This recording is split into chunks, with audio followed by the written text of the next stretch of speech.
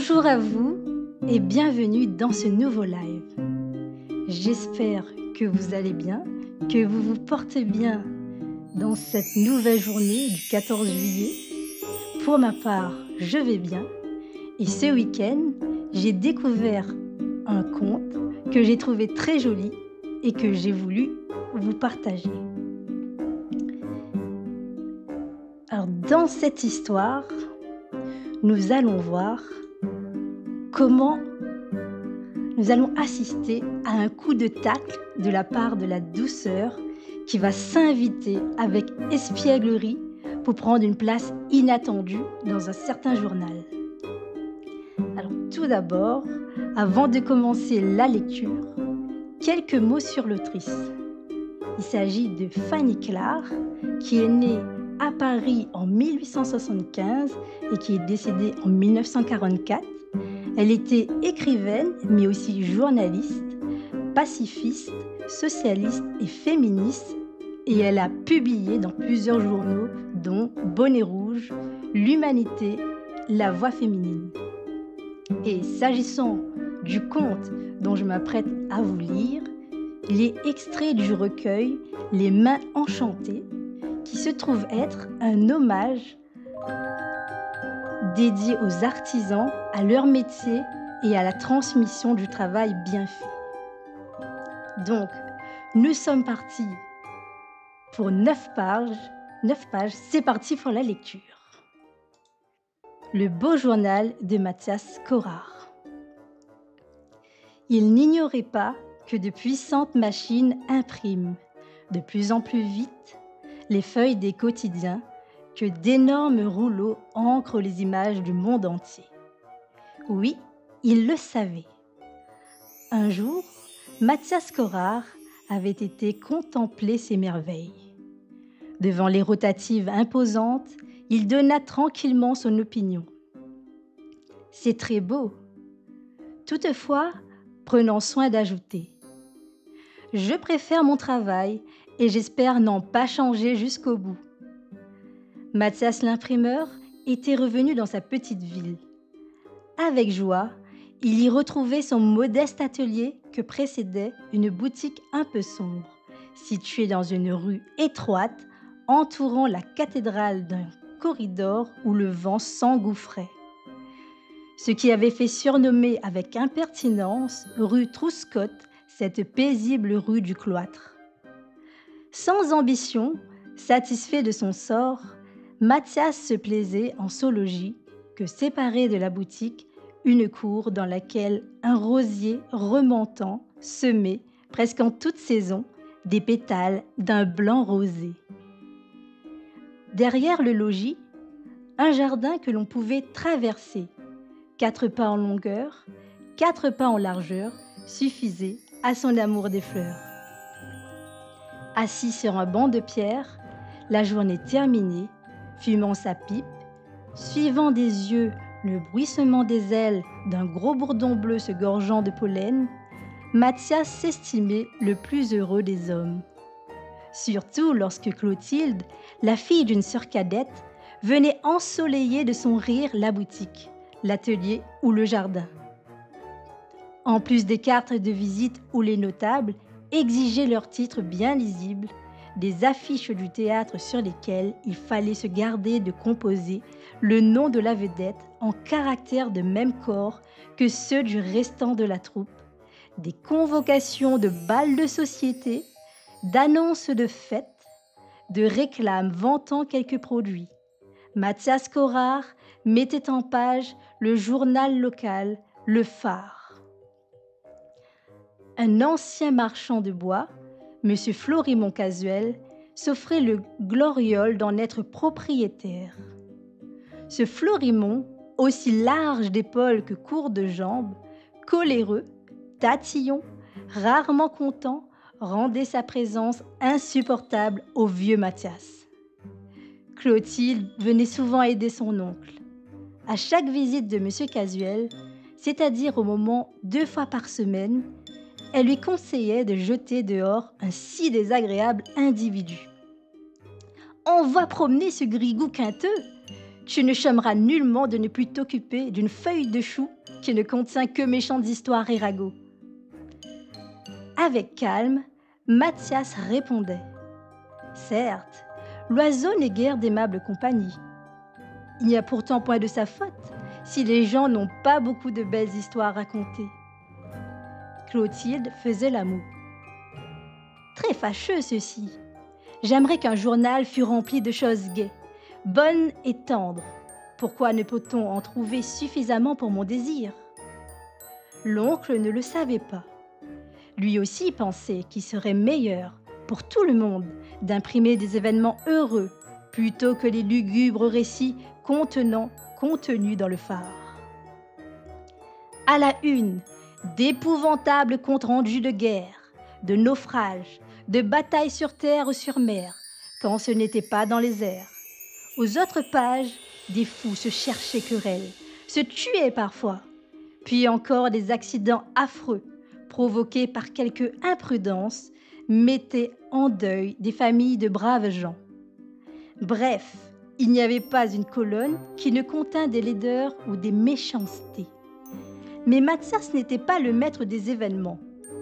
Monsieur Florimond Casuel, directeur du phare, lui donnait la copie toute prête. Artisan consciencieux, Mathias n'avait qu'à en composer le texte et à l'enclore dans la forme.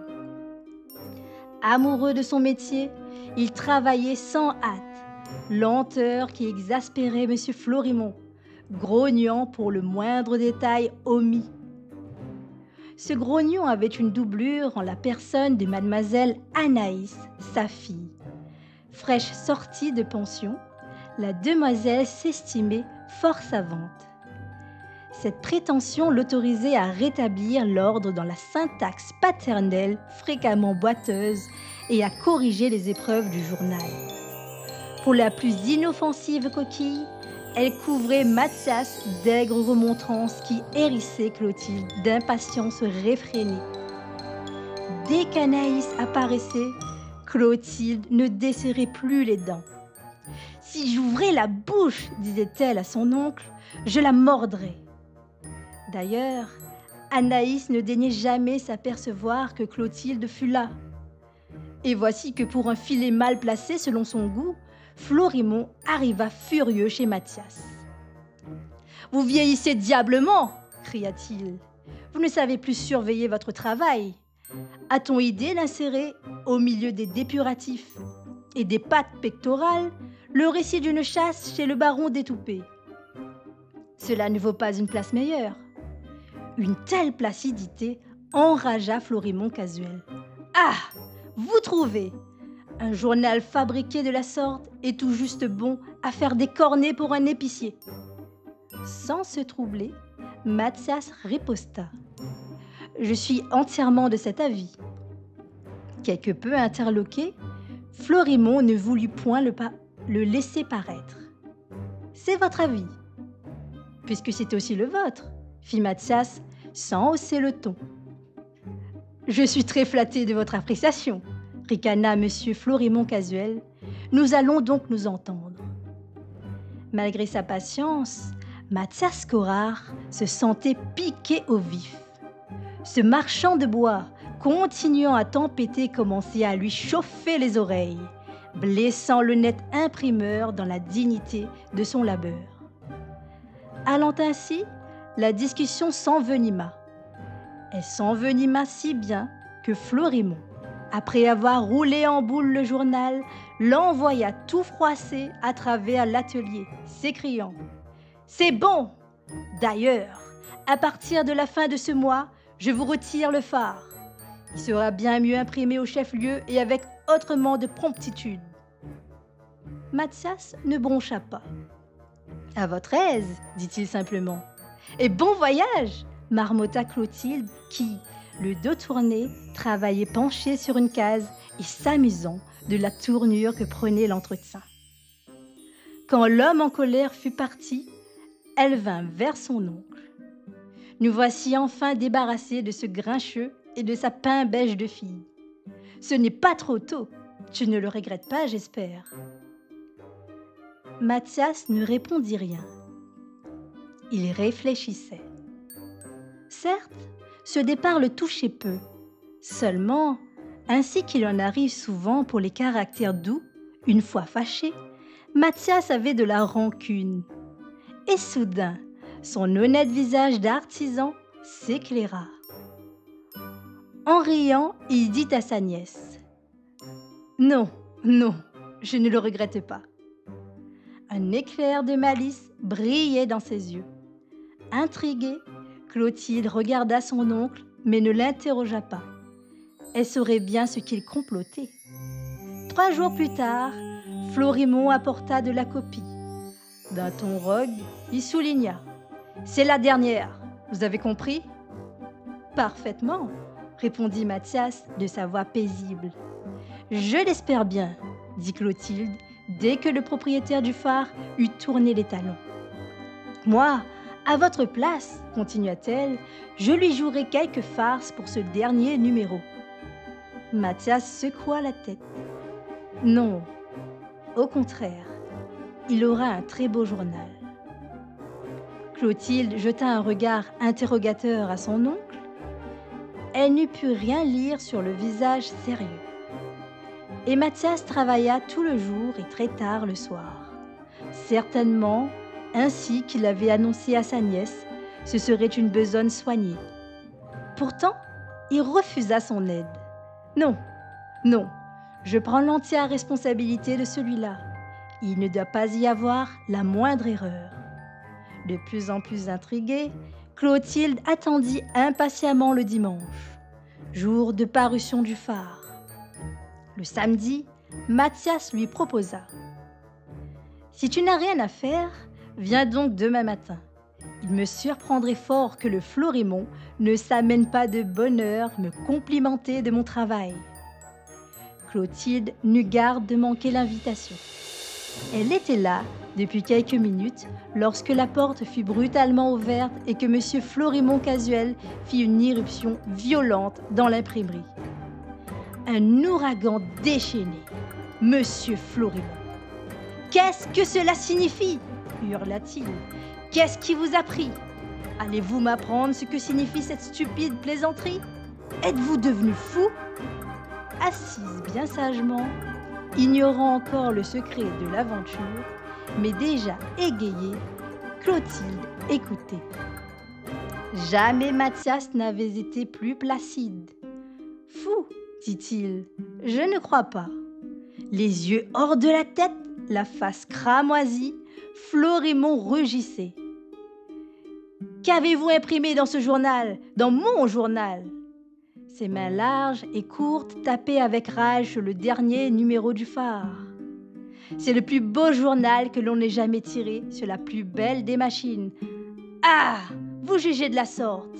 Nous sommes la risée de la ville. » N'est-ce point un résultat digne d'éloge que d'égayer une ville plutôt morose ? On s'arrache le phare, pour une fois, et vous vous plaignez. Monsieur Florimond ne paraissait pas avoir entendu. Il continuait. « Ce numéro du phare est un ramassis de sornettes. Celle-ci, par exemple, écoutez. Devant le tribunal où M. Rémy avait traîné M. Charles, les 2 plaignants se sont réconciliés, s'apercevant à temps que le motif de leur querelle était des plus futiles et que les procès ne servent qu'à engraisser les gens de là. » Le temps de souffler après cette lecture, Florimond Casuel reprenait. « Voici ce que vous avez mis quand ces 2 plaideurs se sont presque égorgés au sortir de l'audience. En quoi ils eurent tort ? Plus sensés, ils auraient fait comme cela est écrit. À merveille ! Et ceci, vous avez osé imprimer que toutes les guerres étaient finies, les belligérants ayant reconnu leurs bêtises et que les batailles n'enrichissent pas davantage les vainqueurs que les vaincus.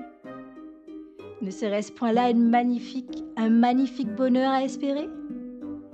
Je ne sais ce que vous espérez, monsieur. Sans doute aussi que vos sottises deviennent ce qu'il y aurait de plus intéressant pour les habitants de notre ville, puisque vous avez jugé bon de remplacer les cours des Halles par un article sur le printemps. Cet article était de beaucoup plus utile. Le prix des pommes de terre, les ménagères ne l'apprendront que trop tôt en allant au marché. Célébrer le printemps, c'est forcer les cœurs à se réjouir. Vraiment, monsieur? Vraiment? Et tout le reste à l'avenant, c'est aussi pour réjouir les cœurs qui attendaient un journal sensé? Celui d'aujourd'hui est sensé. Tous les autres ne l'étaient pas. Exaspéré, Florimond jeta le journal par terre et le piétina. Puis sur ces mots, « Vous aurez de mes nouvelles, monsieur !» Il sortit, claquant si fort la porte qu'un carreau vola en éclats. « Cela vaut bien un carreau brisé !» s'écria Clotilde, qui, n'en pouvant plus de rire contenu, donnait enfin libre cours à sa folle gaieté. Quand elle fut un peu calmée, elle objecta. « Malheureusement, mon oncle, votre si beau journal restera un exemplaire unique au monde. » Ayant embrassé sa nièce, Mathias répondit sereinement. « Qui sait, un jour, peut-être. » Qu'avez-vous compris de cette histoire? Faites-le moi savoir en commentaire, je prendrai le temps de vous lire. Et pour vivre de nouveaux moments Océan de Coach, abonnez-vous. À bientôt!